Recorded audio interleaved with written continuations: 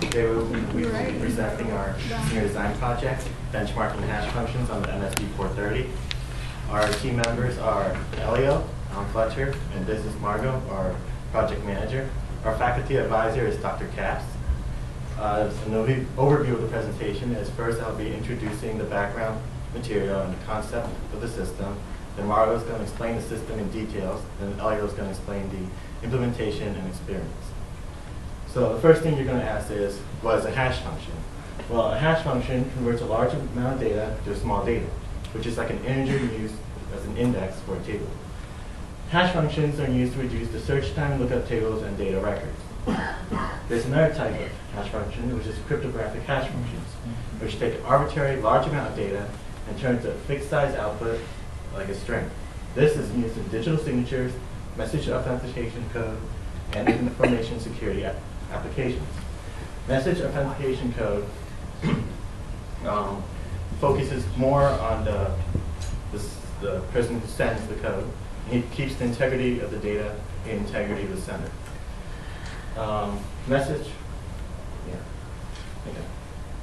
So the goal of this project, currently the National Institute of Standards and Technology, NIST for short, is holding a competition called the SHA-3 for the next hash function standard.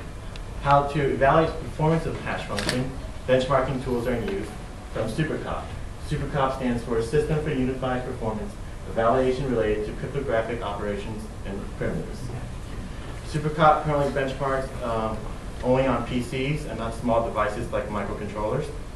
So Christian Wenzel-Benner and Jens Graf developed external benchmarking extension, XBX, in order to extend SuperCop's benchmarking capabilities to small devices. The goal of this project is to add MSP 430 to the XBX system.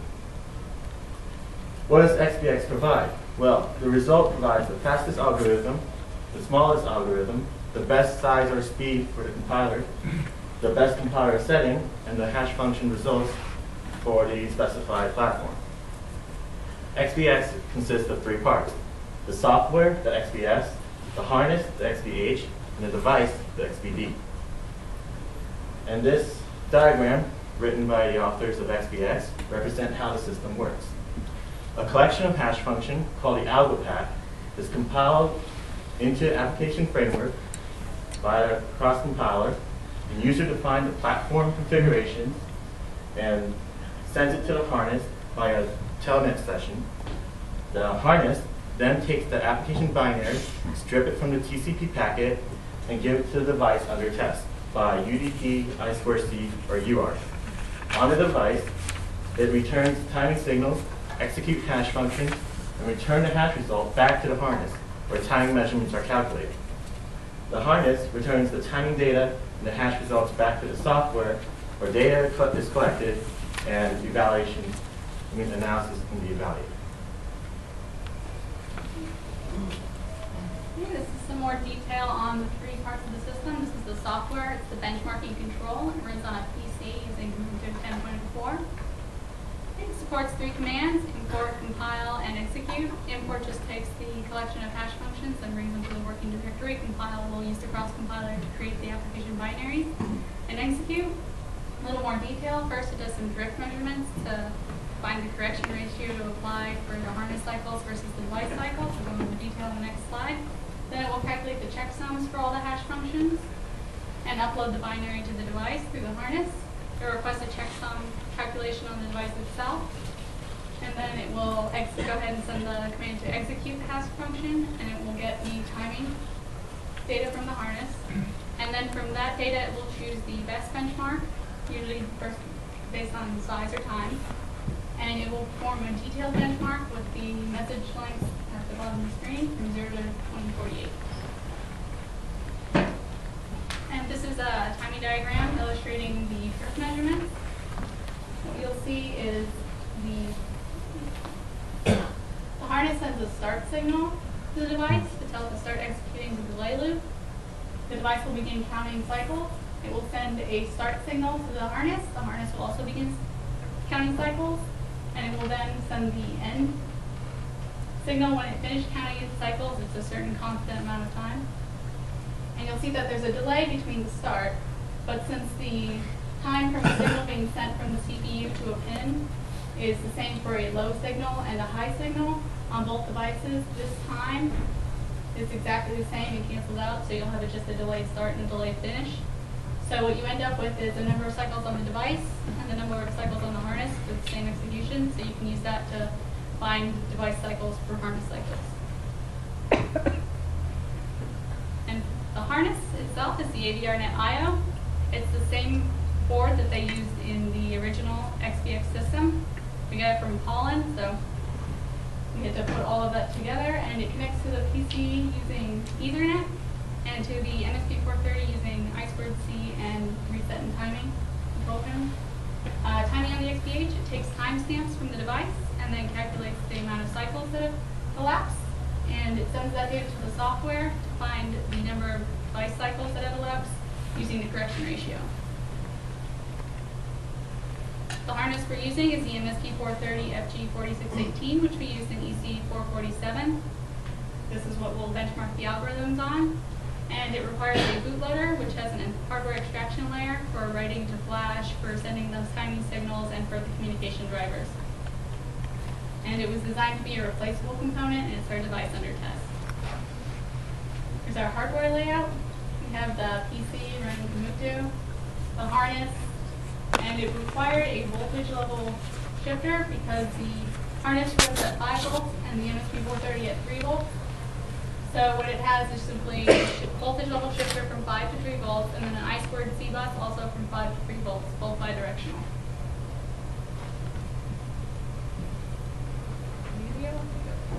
All right, this is the block diagram for the XPX system. All right, so this is the software, the harness, and the device. What you see in blue is standard to each implementation, and what is in red are the modifications needed to implement a new device under test. So you'd have to give it a cross compiler, which would give you the application binary specific to each device. Harness remains unchanged, and for the device, you would have to replace the device and the communication drivers, as well as some of the bootloader functions, the HAL specifically, which makes it possible to communicate between the harness and the device.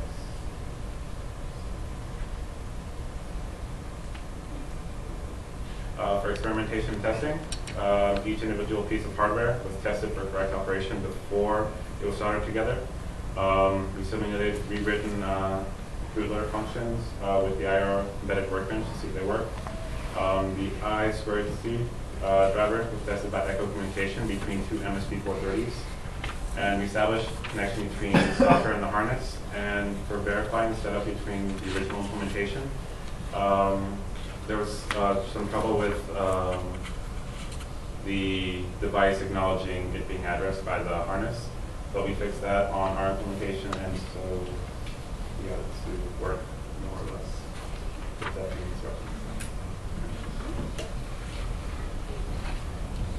On your right will be just general hardware setup. It's the same thing you saw on the slide previous. And here on the left is compilation. This will be the cross-compiler compiling the code using their script. So that worked out pretty fine. We'll go here. It's compiling. There's an RS-232 screen. Also on the far left, this will show you the mini OS. This is the harness giving out data. You can change the MAC address and the IP address. And we're going to test run and execute using the IP address of the harness. And it will get through, but it will have a problem with the I2C communication. It used to be that if there was an error and the device would not respond at all to any I2C, but we discovered that there's a bug in the harness code that we were using, and we didn't anticipate this, so we spent a lot of time trying to figure out what was wrong with our stuff, why the MSP430 would not respond, and then we went through the drivers for the harness itself and found that they were masking out an address bit, so it was always sending zeros over to our device, so it was not responding to that and would not go into any communication routine. Right, these are the funds spent. Spent a grand total of $234.30. These are the man hours devoted and individual contributions. I did the I2C driver and there was 232. But we did the HAL bootloader functions and documentation and Margaux did the hardware setup and communications. Lessons learned from the M3430X instruction set, communication protocols, and some advice. Do not trust code that you haven't written yourself. You should not spend the majority of your time debugging. It's best to just come up with an alternative. Seek advice early, and always buy at least 2 of them.